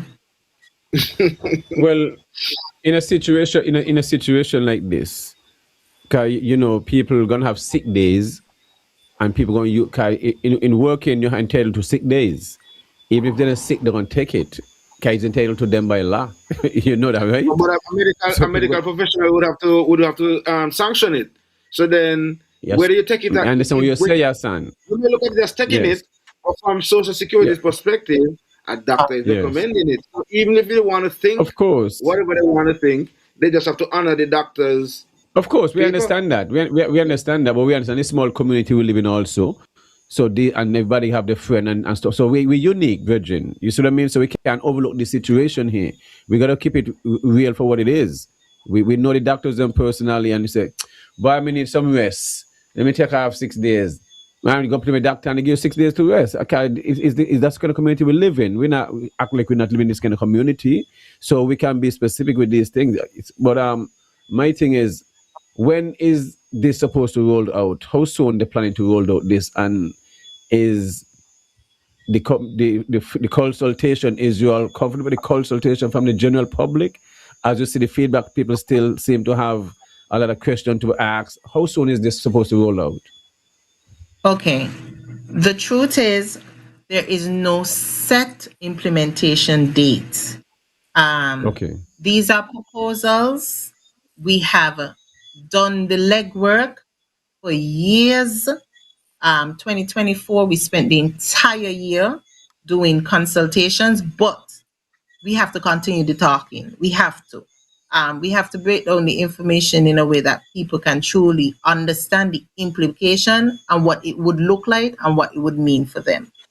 So intensively, we are beefing up our communications from May until December, with a lot more public engagements. You're going to see us even where you don't want to see us. Supermarkets, schools, community engagements, and stuff like that. Radio, I will be on air every month from this month, either me or other members of my corporate team on Vaughn. Of course, we'll accept any invitations. If you want us to come back, we are definitely going to take that. You're a Constanza show here, a weekly show or whatever. Once a week you come and talk. I see a lot of question here. You can do stuff like that, and you come and speak about Social Security. Whether it's for half an hour, no problem. Work it out. Right? We'll work it out, of course, because we recognize that we still need to talk. But it is critical. If we don't do any action, we're in a bad place. We're collecting 5% and paying out 17 every month. The math's saying. And truly, it is not a thing of mismanagement. It is how the product life cycle works. The formula we had was for a 30-year cycle or 30-year fund. Next year, we'll be 50. 1978. Yeah. Right? So Kamilah, no, 49. Okay, not Kamilah. 49. Yes. Yeah. Question, right? Because I hear you mention a lot about consultations and public consultation and so on. How will the public feedback shape the final proposal? Because here's what I see sometimes in our society. Sometimes we do have the consultations, yes, but sometimes the consultations is just like a formality, because at the end of the day, whoever is the executive or whoever updated them got in mind make up in terms of what they're going to deal with. So the consultation is just consultation. So how do you think that the public feedback will shape the final proposal? You think you would have any serious impact on it, or you guys just kind of don't know what you're going to do? No, we don't know what we're going to do. And the truth is, we have been in stakeholder groups. So we have a cross section of even Nevis and all, Pastor Ron Daniel, other members on Nevis, the political organizations, the labor unions, the nurses on Nevis, the teachers, St. Kitts, same way. All of us come together in a space where we discuss it and say, okay, let me go back to my stakeholder group, see how this work out. And then we come back, we discuss what the things are. So really, we've been doing that path to get to where we are with as well, and with what the actuary has brought forth and said, this could be a mix. But he hasn't given us and said, here, take this. Is we know to say, okay, when we went to the nurses, they said, this ain't gonna work, let me tweak it back and stuff like that, right? But we are at a place where inaction is a problem. It's time. We've been doing the talk now 20 plus years. It's time. So if we have made little steps, we would be further. But we didn't do it, so we can't look at the water we don't fall out the bucket, or what did I say, the bucket with the bat, or whatever, the children and story, right? So we have to look ahead as to how we will keep our fund sustainable for the next 30 years. And then we have to come back here again. But that's just how the cycle of Social Security is. Yes, and we're getting some of the questions on them. Okay, I have a lot of questions coming in, Yeah, and we well, I continue. was just about to, because I see a critical question here, which I think, may need some answers. Okay. Okay, so Marlin King says, does Social Security accept claims for mental health related illnesses? So that's one. Owen Otto Harriger says, how do Social Security ensure that self-employed keep up to date? Is there any benefits provided for them between jobs? Example, like a contractor may have a lull between projects. So can they make claims during that lull, I guess? How does that work? So take note of those two. Okay, Malcolm Atherton said, big up Bankie and Yahsonn. Chichwana says, you need Give to come thanks. on the show. More people need more talking to. Okay, so okay, another question up here says, I believe Ms. Lawrence made a plea to persons with mortgages at Social Security to make their payments. Are these mortgages to staff members? Okay, let me address that. That's a misstatement or a misunderstanding. I'm speaking about, remember, we don't do individual loans, right? Yes. So I was speaking about through a particular, we're talking about government loans and stuff like that. Yes. And So if there's yes. housing loans and you have a house through that program, that's what I'm speaking about, and you're not up to date. So I wasn't speaking about individual Of loans, because course. we don't offer Yes. loans like that. Yes. Okay, so to the question in relation to self-employed, and if a contractor, for example, have a lull in between projects, if they can make claims. Okay, great question. No, the self-employed, and a matter of fact, every person, currently we do not offer an unemployment benefit, but we could see how that can work, because we had something like that during COVID, right? When Social Security was able to pay persons $1,000 to hold them over for a couple of months during the pandemic. Those are things that have been brought up as part of the reform proposals. But of course, those things cost money. So are we willing to contribute more to have an unemployment benefit? All of those are a part of the discussion. For the self-employed, the incentive is for you to pay for yourself and ensure that you can have a dignified end when you're no longer able to build houses and so forth. I have been witness to contractors who had everything going for them until they get age 62, and now they're on begging for Social Security to give them an assistance pension. So the attractiveness is for the self-employed. Pay for himself. That's the incentive. Pay for yourself so that you can have a dignified end when you're no longer able to work hard. So You know, how, when COVID had passed, when you mentioned paying out the extra $1,000, how this anyway affect the fund and how much was paid out overall? Because that wasn't planned. Okay, You see what I mean? So this have to come good. in some way. Good. That had to come from somewhere. Over 25 million was paid out from the Social Security Fund.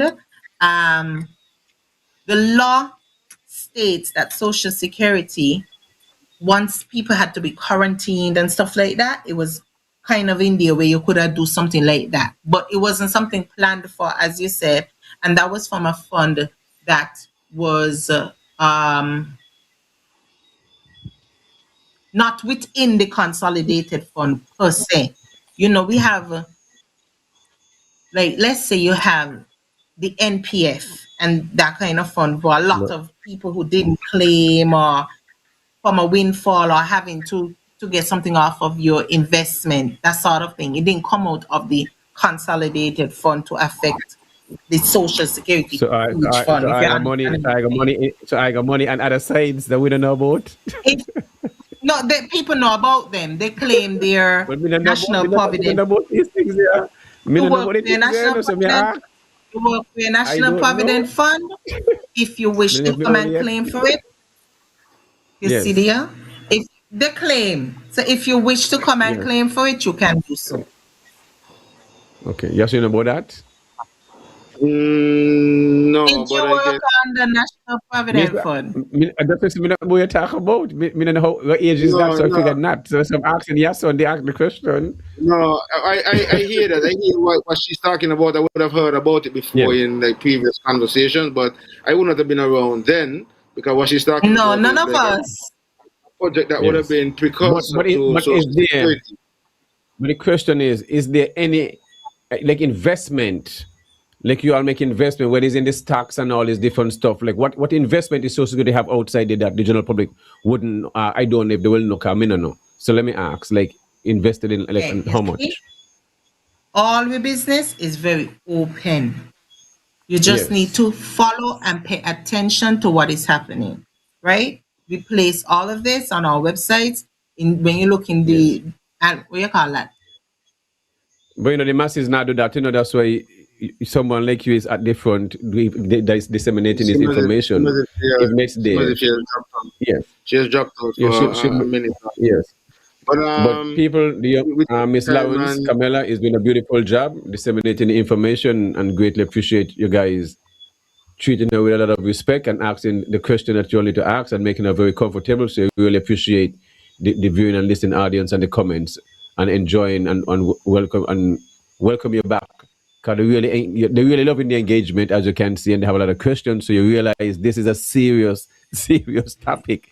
And someone was asking the levy, how do I benefit from the levy? What the levy for? Because some people don't know these things. Okay. I think I dropped out for a few seconds now. Yes, you yes, did. Yes, you did. Yes, Okay. yes, I was saying that for our investment, we have a very conservative fund. Our portfolio by law, we can only put a yes, certain amount outside the country. So let's say 10% of what the Social Security Fund is worth, and it's worth at least 1.7 billion, right? It sounds like a lot of money, but how we a are lot of growing, money, it sounds a like lot a of lot of money. money. But if you're paying out 123 million a year and getting Yes, in, you could see the disparity right there. So the investments are in stocks, bonds, very conservatively. Only 10% of the fund can go outside of the country, and we are not yet up to the 10%. So 90% of our fund is localized. Everything in our national banks, Bank of Nevis, St. Kitts Nevis, fixed deposits, that sort of thing. One of the questions I thought I'd get is what can we do from you guys, like saying what type of investment we could put out there and stuff like that. What we could do to yeah, make that our was my last investment, question. return come in a okay. little bit further, but we are quite limited by law on what we can do.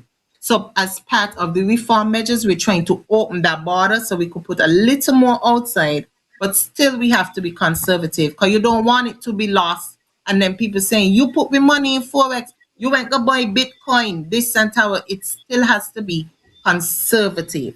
And that's why I was mentioning before more about our public-private partnerships. What can we do together at home to build to ensure the sustainability of our fund? That's So, one. question. Beacon So Heights, is that under Social Security? National Bank. Correct. Is It's your Social Social Security. Security? Yes. Okay. So there's land there for sale? Correct. There So yes, I want is. to purchase. So yes, and what you get the land for as a farmer teacher, $1 square foot? Yes, I'll get it for. That's what Beacon Heights going for. Dollar A 50 cents. dollar. Which is it? Yes. To He have would that have to beautiful view of contact. Nevis. Correct. Okay. Contact All the right. investment unit at Social Security. That you choose a lot. The price depends on what you choose, but that is one of our flagship investment opportunities that we have, as well as others. See somebody put back up levy again. Levy, Social Security is just the collection agent for levy. We only collect it for the government and hand it off. Social levy and housing is what the government uses to fund all our public services that we enjoy so freely, like health care, education, schools, roads, and whatever the government uses to provide a safe, healthy working environment and liberty for our people. That's it. We don't manage that fund, we collect it and send it onward to government. Yahsonn, and then ask a question. No, I think well, okay. So let me see what the comments are saying. Go back to the comments, yeah. So on the YouTube, we have Souls SSSS. What about those who contributed to Social Security and died? Where is the money that they worked for that was contributed to Social Security? So I guess that's a question. Hope you remember that and you could answer to that. And they said, can you answer that question in the chat, please? With that aggressive consultation, it sounds like it will be implemented in very short order. Ali Jaffer says, is the NIA update in paying employer contribution?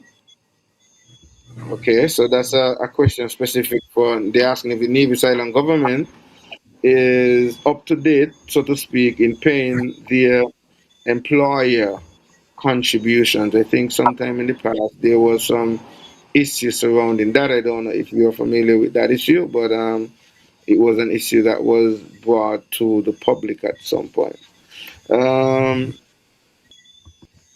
The people need to have a say. To extend the date is ridiculous. Many didn't even live to see their pension money. So who really benefiting from it? Okay, so I was repeating the question again about those who contributed to Social Security and died, and where's the money that they work for. Trevor Benjamin says, are there any outstanding monies owed to Social Security? Has anyone ever been written off? That's another question. I don't think you got that one for the evening. Amend the ridiculous savings policy and use the savings to fund an unemployment policy. Trevor Benjamin again says, wait, are you saying that self-employed persons are not required to contribute to Social Security? I don't think she said that, but I guess we respond to clarify that. Trevor Benjamin says, so can one claim that Provident Fund on behalf of their deceased parents? Okay, that's something I guess you could probably respond to as well. I hope you're taking notes. Healthcare, really? The Trevor says, no, you should not be able to claim your deceased parents' pension.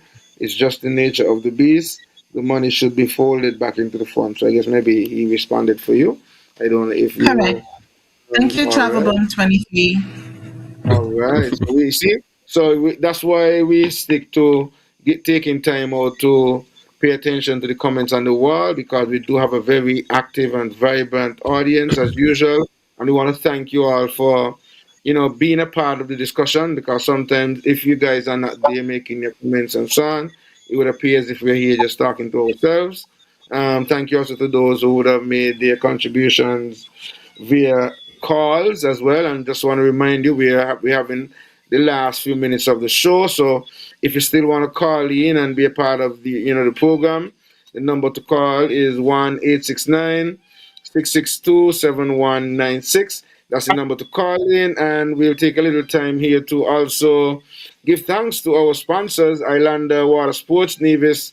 If you want to go to St. Kitts or any of the neighboring islands, you can charter them privately. They do scuba diving. They got jet ski services. They take you swiftly between St. Kitts and Nevis from Reggae Beach to Oli.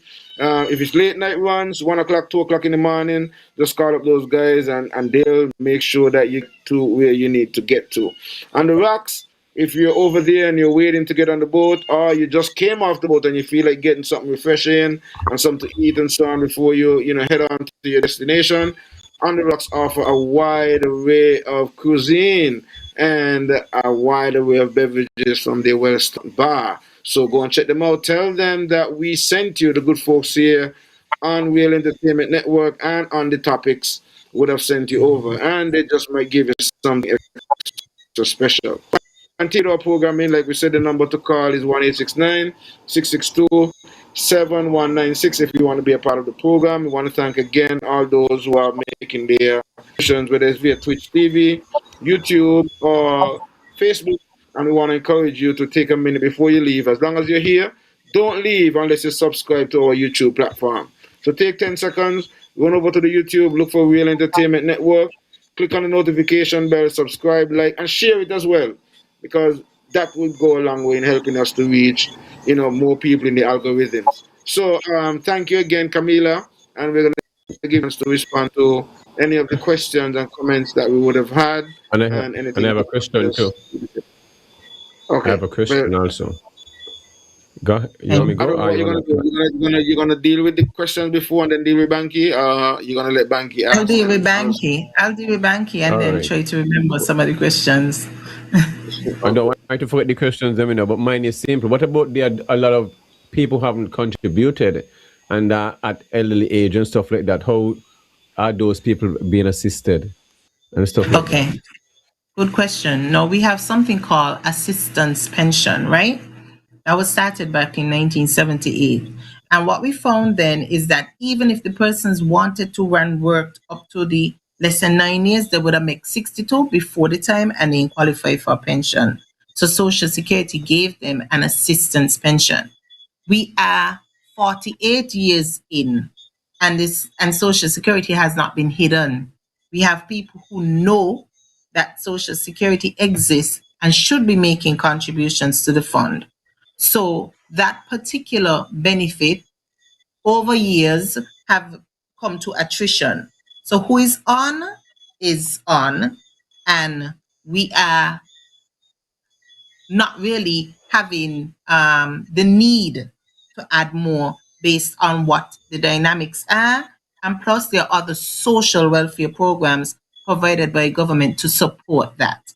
So from 1978, thereabout to now, currently I think we maybe have just over 100 of those applicants, and things have gotten better, so we don't have a lot of people adding to it. But in the instance where there's a need assessment that is done, and then that person comes on, that benefit is $375 per month. Then there was a next question about are there any non-compliant employers? Of course there are. There are employers who don't meet their obligations to Social Security, who take out people's wages and don't pay them into Social Security. And of course, equally, we have a compliance department whose job is to police the fund. So their job is to investigate, take reports, take records, ensure that employers pay. Where they don't pay, we encourage a payment plan. Where that payment plan falls through, we go to litigation and so forth. We don't want to go to litigation because we are a small society. If you lock up the employer, the business shut down, that's 15 people gone home. So there's a balancing act again that we have to consider. However, though, Social Security has intensified our efforts to ensure greater compliance. And just now we will be launching a tool that puts the power of compliance in your hand. So you'll have your Social Security app. You'll be able to pull up your information and say, well, boss man, you ain't paid since January, what's going on here, right? So that tool will help us to move towards the age of technology. We'll also have the opportunity to pay your contributions online as well. The self-employed has complained bitterly about that. I can't leave my farm, I can't leave my hair salon, I can't finish painting a building and come to Social Security before you close. I want the convenience to pay at home whenever I turn around, so we'll be doing that as well. We recognize that in order for us to transform, and collect greater contributions from the people, that our internal structures have to be stronger. So we are on a transformation project internally, from leadership right down to the most junior officer. We're doing the work to ensure that we have the capabilities to transform Social Security so that it can thrive. But we cannot do it without the public support, without you coming on board to say, yes, I see the vision, it's going to be had, but we got to do this in order for us to move from this place to a next place where we cannot have this conversation next year and the year after about the need for reform, but the direction of where we're heading. I want my pension, and Bankie want, he want, and Yahsonn want, he want, and everybody out there want their one. But we got to pull the belts a little tighter to ensure that the system remains solid. No need for alarm. If the bucket, the well is not falling out, the bottom is not falling out or anything. But we have to make proactive choices now to safeguard the future of Social Security. Okay, Kamilah, I wanted to get a little bit of clarity on something, and then there was another question that was on that I think needed a little bit of clarification as well. And then I'm going to give you a chance to wrap up. Now, you mentioned something earlier. I think it was when Bankie asked about those people who are not employed, and maybe never were employed, but you said that they would get, I think it's 375 per month. That 375 is the current figure, or it was something that was adjusted as well, like how the minimum wage was adjusted. So was it lower before, but now it has been increased to the 375, or it has been Correct. It was lower. In January 2024, we made 3 adjustments. We adjusted the pension amount from I remember if it was 430, from 430 to $500. The funeral grant from $2,500 to $3,500, and the I'll just tell you, the assistance from 270 to 55, 375. Okay, that's a significant increase in looking at it. Okay, so I just needed clarity on that aspect. And then there was somebody who their question was, though, if I could recall, they were asking about when you made the comment about the Provident Fund. He was asking if he could collect his share, I guess, of the Provident Fund on behalf of his deceased parents. So let's say his parents used to work on the Providence Fund, they died, but can he or she, I don't know, but that was the question. I think somebody tried to respond on Facebook that he was clarifying, saying that that's not what he was really asking. So I hope I did a little bit of justice to you, Mr. Mr. Whoever it is was on the platform. So if you could No, the claimant would have to make the claim for the pension. So Travel Bum had said, no, you won't be able to claim on behalf of your dead parents, and it is the same. Okay, cool. I just wanted to make sure that. So I guess some people find that, I guess, a bit difficult and challenging, but I guess if they understand the concept of Social Security, it is, I guess, similar to like in America, where you're paying to a system that it is you who are working who technically pay for those who are not working or not able to work, whether because they are not in the workforce yet, because they're under 16, and or they may be in the workforce, but for whatever reason, whether it's by ailment, some sort of disorder that they may have, and or maybe they're in prison or whatever the case may be, we have to pay, so to speak, into that system that takes care of those people.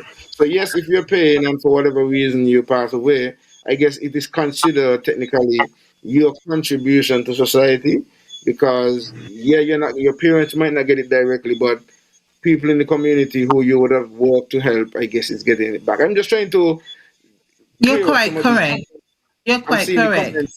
I'm seeing the comments Yeah. in the, and I think also, Kamilah, based on what I'm seeing with the comments and the feedback and so on, that I think a lot more of these discussions are needed because seemingly a lot more people need to be informed and educated on how these things work and why things may be done a particular way and so forth. So, I heard Bankie made some suggestions to the possibility of us, maybe having a program in the not too distant future or something like that, so we could have more opportunities for people to have this level of interaction. Sure. And I'm Yes. sure I'm seeing, based like I said, on the feedback on the wall, and I'm sure you're seeing it as well. It shows that people were very much involved and very much engaged in the questioning and the program. And I want to apologize to anybody who we didn't get through. I mean, to your questions, or if you felt like we didn't do justice to your question and so on. But we want to thank you as well for being a part of the program and contributing in whatever way you would have done so. We are about to wrap up, and so we're gonna give you our special guest. You see how quickly 2 hours gone? Remember, you thought it would have been long. You see, yeah, it's like No, 2 minutes, right? I could talk all night, I just want if I could go with me. What? Okay. Well, All right. well, Okay, there you people. go. I Okay, hear the young so lady you mine. I hear that. Kamilah mine. Yeah. All right. So Okay. there you All go. right. I could talk. When Well, we we're call you looking back forward again, for. you're gonna have a problem then. Well, Too yes, easy. If you I'm want just me looking back forward. tomorrow. I'm just looking forward to have a weekly show from Boy, social security I'm and loving real the entertainment. confidence. That's all it is. Just I'm for loving the hour, Yes, confidence. once a week, or most one, So you maybe definitely. once a month, or whatever it is. It goes a long way. Yeah, most definitely. I am grateful for the opportunity, and I definitely would like to use this platform more often. I appreciate the reach. I see we have so many questions and not enough time. Right. Of Um, course. to reach us at Social Security, the Communications Department, we are on WhatsApp. So if you have burning questions that we weren't able to answer tonight, just drop us the message and we'll respond to you tomorrow. 667-2535 is the number for communications.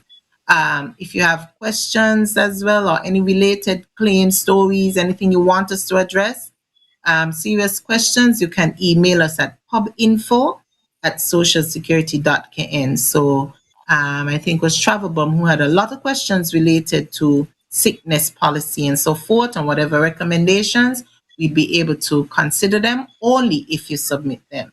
So thanks again for the opportunity. We are happy to be here, and we will be back very often, quite often, if you ask me.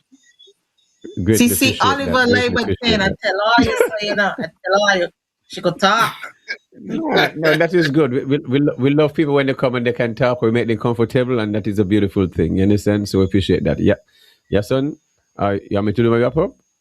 Well, yeah, let me just get a little plug for Islander and Andy Rocks. I mean, our sponsors, we really want to thank them for coming on board. And we want to encourage any other business ventures out there, even Social Security, if they want to sponsor and come on board and sponsor the program, to, just reach out to any one of us, whether it's Bankie, myself, or Ira, or, Alan or Reese or any other member of the Real Entertainment Network, so that we can have your business, as Kamilah is pointing out, that she recognized that we have the reach, and so your monies will be going towards meeting a huge audience and really touching a wider section of the public as well. So on the rocks as well, the good folks there on the rocks. If you're heading over to St. Kitts, and or you're just in the area and you want to get in a good view of the sunset, because they do have a good view of the sunset right there on the rocks.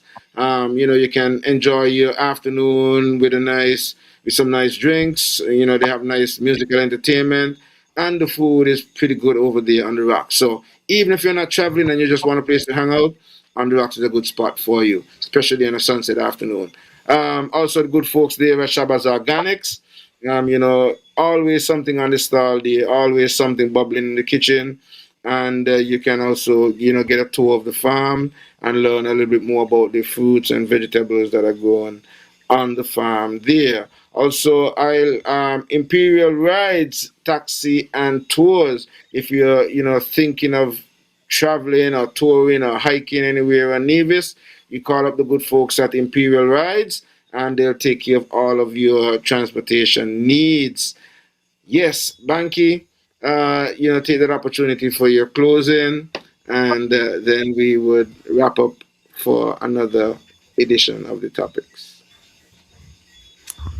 Yahsonn, I just want to thank all those for tuning in and sticking to the Real Entertainment Network. As I said earlier, you could all be listening to any other media house, but you choose to stick with us because we have the right conversation when it comes to educating the general public on the different topics that is needed that affecting the household and the community. So just want to thank our guest, Kamilah Lawrence, for not even thinking about it. When I reached out to her, she just responded and said, and I know this is one somebody who is definitely who have an interest, because listening to her over the years on different platforms, you could tell, I mean, she's very open, very engaging, and no question is too difficult, and that's what I love about her. You understand? And that is how professionalism is supposed to go, because people are going to ask questions, they're not really directing them at her. She's the one at the front, so she'll have to answer the tough questions, as some people call it tough questions. But as you realize, she's very engaging, and that is all about professionalism, and this is what I love about people like her. And as I said, no money is too much. You can't pay for this. You definitely can't pay for this for people like this. We'll be back. Okay, so definitely looking forward from the other engagement with Social Security and do it forward while they're going to see it, I mean, raising the age. And definitely we want this to work out because it's going to affect generations to come. So whichever way it is that the government choose, we all got to get on board. If it's needed, I'm not sure they ain't fine. These are two options. They seem to have other option. Let's see what goes along, what anything come into play, which work out best, at least for the people of St. Kitts and Nevis. Ms. Lawrence, you have done a wonderful job. And Thank you. The government and the Social Security and the other entities, workers are doing such a great job, just like you yourself. So keep up the good works and stuff like that, and hope you're one of being compensated. This is where double salary and all this different stuff should be going to people who genuinely earn this stuff. And that is how I see things, So not even giving a worker a bonus if they earn it, and not those who getting a bonus, and others who get the extra should get it, and that's how it should be. You can't get what you don't work for. I'm one who is like that. Okay, so thanks again for all those who tuning in, and continue giving continuous support to myself and Yahsonn and the whole of Real Entertainment team. Remember, this Friday we'll be talking on the Everything Agriculture Show. We'll be speaking about food security in general, and the main topic will be Indian Castle Food Orchard. And next week, Tuesday, on the Topiks, Google this name, Professor James Small. You all don't want to miss this conversation about African spirituality, food security, skills, and all this different stuff. So you'll find who this gentleman is, and then we'll continue the conversation. Lawrence, again, thanks again for taking this opportunity, for choosing Real Entertainment Network to disseminate your information. Yahsonn? Yeah, well, I just want to encourage Kamilah before she leaves as well to make sure she subscribe. If she has not subscribed to the YouTube platform, go on over to the YouTube, subscribe and share it as well. Make sure that all of your friends and fans and even non-fans as well to know that you were on tonight, and they can get some feedback on the program. I want to thank you as well for coming on the platform and sharing information. I love, your confidence. I love the way you're there to open and share as much as you possibly can. When questions come, that if you don't know, you just don't know. And if you need to research, or if you need to direct them to where they could get the information and so on. So I think you did a wonderful job. I don't know you before. I've never really had any interaction other than like Bankie as well. Here you on other platforms and so on. And I am quite impressed with your enthusiasm, your commitment to your task. And I want to continue to encourage you to do, that, as you say, yeoman service, because it is something that, like we said, is not, as you mentioned earlier, it's not a sexy topic, so to speak, but it's something that is critical and fundamental to the nation. And so I am grateful for you taking the opportunity to come here on Real Entertainment Network and to, make your contribution. To all of the other folks who would have participated, again, all those who are on the platform, whether it's YouTube, Facebook, or Twitch TV, and would have made your contributions, those who would have called in, thank you very much, and we look forward to seeing you on Friday when we have another edition of Everything Agriculture. As I close out, I just want to say also, I'm encouraging folks to check out, my new venture over at Heritage Cafe, and we're going to be having a Mother's Day brunch. So if you've never been over there, even you, Kamilah and Sin Kids, if you want to get, some real first class, Four Seasons style food in like top class ambiance, come and check out Heritage Cafe. It doesn't have to be for the Mother's Day brunch. It can be for some other event, whether it's a dinner, you want to bring out your date or something, But the Mother's Day brunch is just $99. It's there on your screen. You can call the numbers, and you can if you haven't had any plans for Mother's Day as yet, definitely you don't want to miss this. My chef is better than yours, trust me. So you gotta come out and convince me differently.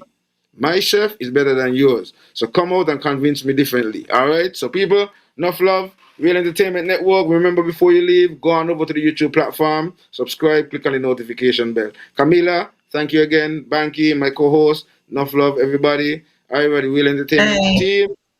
Guidance. Got up in the morning, took a shot, that's a rock. Girl, you left my stomach in a knot. Took my lighter and you burned the bridge.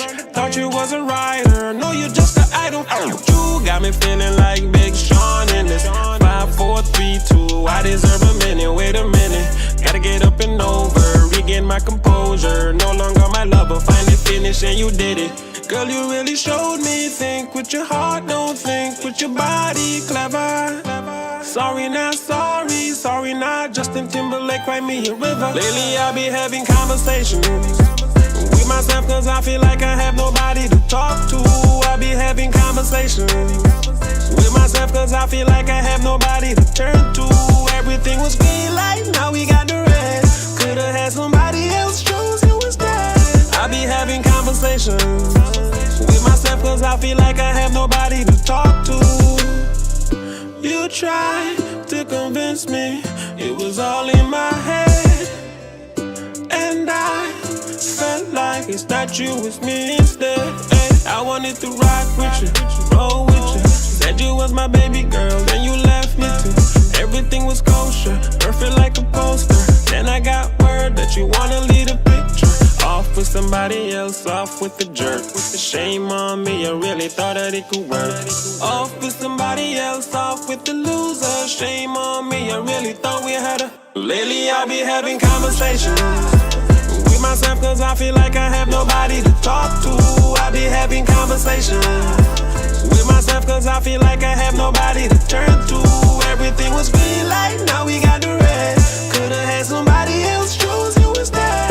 I be having conversations with myself, cause I feel like I have nobody to talk to.